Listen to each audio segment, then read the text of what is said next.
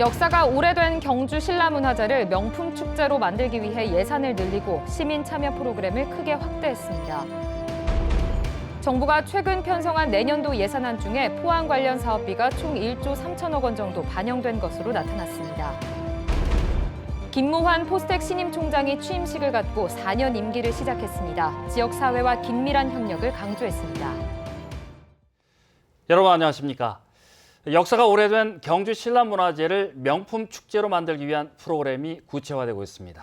예산을 늘리고 시민 참여 프로그램을 확대해 정부 지원을 받을 수 있는 축제로 육성한다는 계획인데 선택과 집중이 더 필요하다는 지적입니다. 보도에 김철승 기자입니다. 경주 신라문화제가 올해 크게 바뀝니다. 대표 행사인 진흥왕 행차가 3.8km에 걸쳐 4차례 진행됩니다. 또 황성공원 옆 한중 우호의 숲은 낮에는 꽃, 밤에는 화려한 빛의 축제장으로 변신합니다. 이번 신라문화제는 9개 부문의 45개 행사, 전국에서 공무원 행사와 시민 참여 행사가 늘었습니다. 시민들이 가벼운 마음으로 함께 참여해서 프로그램을 운영하는 행사로 진행이 되는 것이 이번 행사의 특징이라고 할 수 있겠습니다. 투입되는 예산은 29억 원, 지난해 23억 원보다 늘어났고 예총 경주지회와 공동 주관해 관주도에서 벗어나려는 시도를 했습니다. 관주도의 그런 축제에서 우리 민이 함께하는 그런 축제로서 지역 예술인들이 함께하고 참여하는 데 의미가 있다고 생각되고요. 그러나 이러한 변신에도 불구하고 여전히 종합예술제 성격이 강해 선택과 집중이 더 필요하다는 지적입니다. 이대로는 목표로 한 문화관광 우수축제로 선정되기가 쉽지 않다는 것입니다. 지난 4월 조직위원회를 발족한 경주시는 최근 자문위원들을 대상으로 설명회를 갖고 마지막 보완사항 등을 점검했습니다. 지난해 신라문화제 만족도는 7점 만점에 5.3점, 살거리, 먹을거리, 주차장 콘텐츠 등 미흡한 부분을 보완해 옛 명성을 회복할 수 있을지 한 달 뒤쯤이면 드러날 것입니다. MBC 뉴스 김철승입니다. 정부가 최근 편성한 내년도 예산안 중에 포항 관련 사업비가 총 1조 3천억 원 정도 반영된 것으로 나타났습니다. 포항시에 따르면 포항과 관련된 정부 예산은 영일마랑 해경부두 축조공사 20억 원 등 SOC 분야 7,900억 원을 비롯해 강소 연구 개발 특구 지원 사업 24억 원 등 R&D 분야 2,800억 원, 형산강 중금속 퇴적물 정밀조사 사업 10억 원 등 환경 문화 분야 1,900억 원입니다. 특히 포항 블루밸리 국가산업단지 내 임대 전용 산업단지 조성 사업과 영일마랑 국제 여객터미널 건설 사업은 지난달 추경에 일부 사업비가 확보된 데 이어 내년 예산에도 210억 원과 3억 원이 따로 반영돼 관련 사업이 속도를 낼 전망입니다. 포항시 대표단이 오늘부터 7일까지 러시아 블라디보스토크에서 열리는 2019 동방경제포럼과 2차 한러 지방협력포럼에 참석합니다. 이강덕 시장을 단장으로 한 대표단 21명은 블라디보스토크에서 포럼을 참석하고 현지 주요 인사를 만날 예정으로 이 시장은 포럼에서 러시아와 남북한 새로운 가능성을 주제로 발표하고 경제와 외교 협력을 모색합니다. 대표단은 또 러시아 극동 연방구 11개 지역 대표와 우리나라 외교부 및 6개 지방자치단체장이 참석하는 한러 지방협력 포럼에서 두 나라 지방도시 간 교류 협력 방안을 논의합니다. 김무환 포스텍 신임 총장이 취임식을 갖고 4년 임기를 시작했는데요. 김 총장은 새로운 혁신안을 제시하면서 지역사회와 긴밀한 협력을 강조했습니다. 박상원 기자가 보도합니다. 김무환 포스텍 신임 총장이 4년 임기를 시작했습니다. 취임식에는 최종호 학교법인 이사장과 김용학 연세대 총장 등 각계 인사와 교직원, 학생 등 1000여 명이 참석했습니다. 포스텍 이사회는 김 총장이 건학 이념을 제대로 실현할 적임자로 기대했습니다.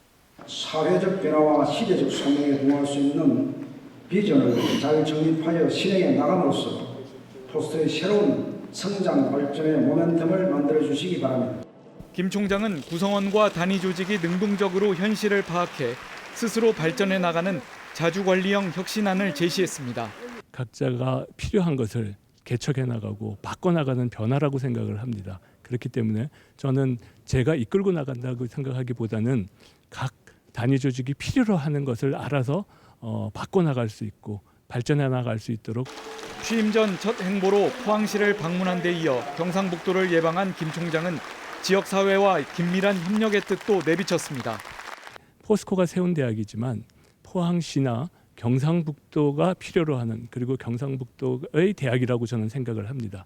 그래서 앞으로는 지역사회가 필요로 하는 인재와 연구 결과를 제시해서 이 지역이 정말 발전할 수 있도록 지역 대학의 위기를 기회로 잡겠다는 김 총장의 다양한 비전이 개교 33주년을 앞둔 대학 구성원들의 기대에 부응할 수 있을지 주목됩니다.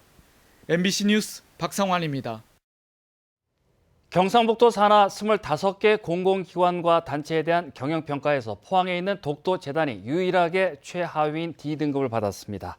이에 따라 독도재단은 임직원 성과급이 없고 업무 역량 강화와 조직 관리, 정책 개발을 유도하기 위한 경영 컨설팅을 시행합니다. 한편 경주문화엑스포는 B등급을 받아 120%의 임직원 성과급을 지급받습니다. 자유한국당 김정재 의원의 성희롱성 논평에 대한 비판이 지역에서도 이어지고 있습니다. 포항여성회는 오늘 김정재 국회의원 사무실 앞에서 기자회견을 열어 받아들이는 국민이 성적 불쾌감을 느낀다면 성희롱이라며 포항을 대표하는 여성 정치인으로 성감수성에 대한 고민과 실천을 요구했습니다.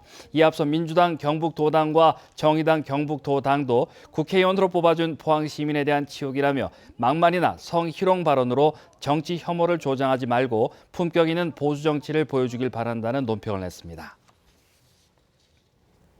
서양 자두라고 불리는 푸른을 안동의 한 농가가 재배에 성공했습니다. 수출은 물론 다양한 가공 제품으로 부가가치를 높일 수 있을 것으로 기대됩니다. 조동진 기자의 보도입니다. 안동시 와령면 국도변의 푸른 재배 농장입니다. 대기업에 근무하다 귀농한 61살 김용배 씨는 전국에서 처음으로 지난 2014년 이곳 3,300제곱미터 농지에 푸른을 재배하기 시작했습니다. 깊이 1.5m까지 마사토와 퇴비를 넣고 지하 관수와 완전 비가림 시설까지 했습니다. 시행착오 끝에 지난해부터 수확에 나서 올해부터 본격적인 판매에 들어갔습니다. 2kg 한 상자에 35,000원으로 수확량의 60% 이상은 온라인으로 판매됩니다. 올해 5톤 수확에 7천만 원의 조수익을 기대하고 있습니다. 일본과 주산지인 미국의 푸른과 달리 안동 푸른은 기후 특성상 80% 이상 익은 상태에서 수확하기 때문에 당도가 높고 향이 진해 수출 경쟁력도 높습니다. 80, 90% 완전히 숙기가 다 된 상태에서 수확하는 푸른을 굉장히 부러워하고 있죠. 그래서 저희들은 그러한 점에서 수출을 한다고 했을 경우에는 상당한 경쟁력이 있다고 봅니다. 제과나 제빵에도 사용되고 푸른 주스나 와인 등 부가가치를 높이는 다양한 가공 제품 개발이 가능합니다.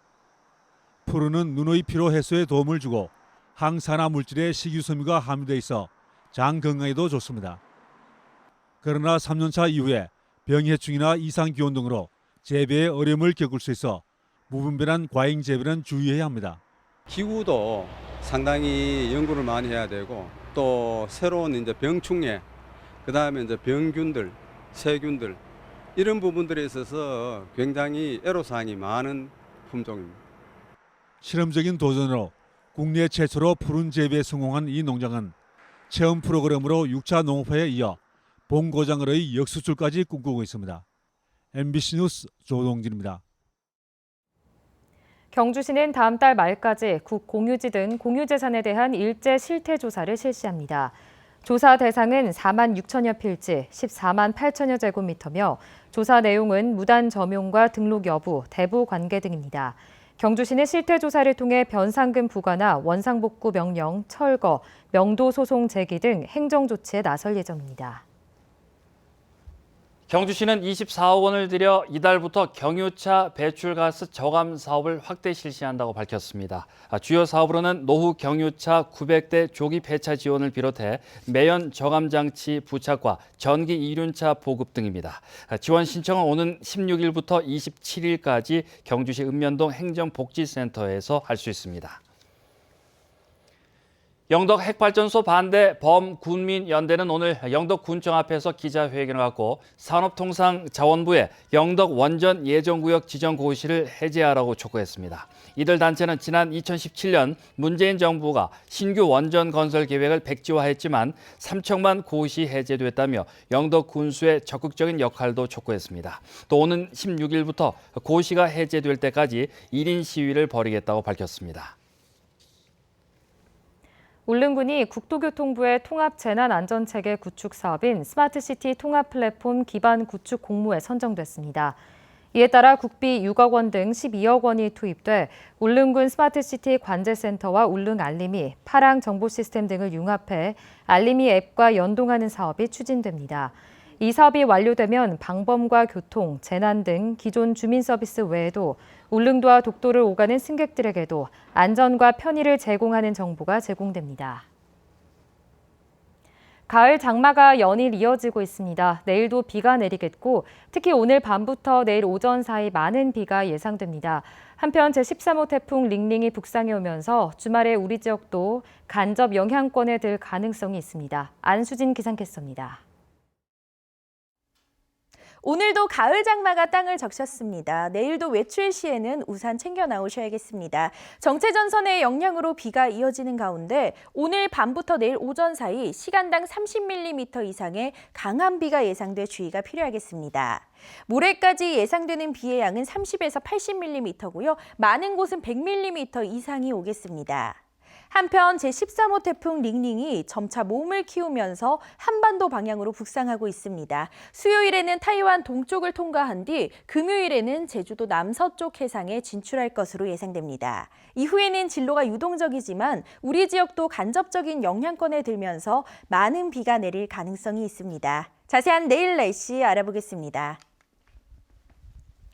내일도 흐리고 비가 내리겠습니다. 아침 기온 20도에서 23도, 낮 기온은 25도에서 28도입니다. 울릉도와 독도에도 가을 장마가 이어지겠습니다. 아침 기온 울릉도 21도, 독도 23도, 낮 기온은 울릉도 24도, 독도 25도입니다. 동해상에도 장맛비가 내리는 가운데 바다의 물결 동해 중부 해상에서 최고 2.5m, 동해 남부 해상에서 최고 2m까지 일겠습니다. 목요일까지는 정체전선의 영향으로 비가 내리겠고요. 주말부터는 태풍의 영향으로 비가 내리겠습니다. 날씨였습니다.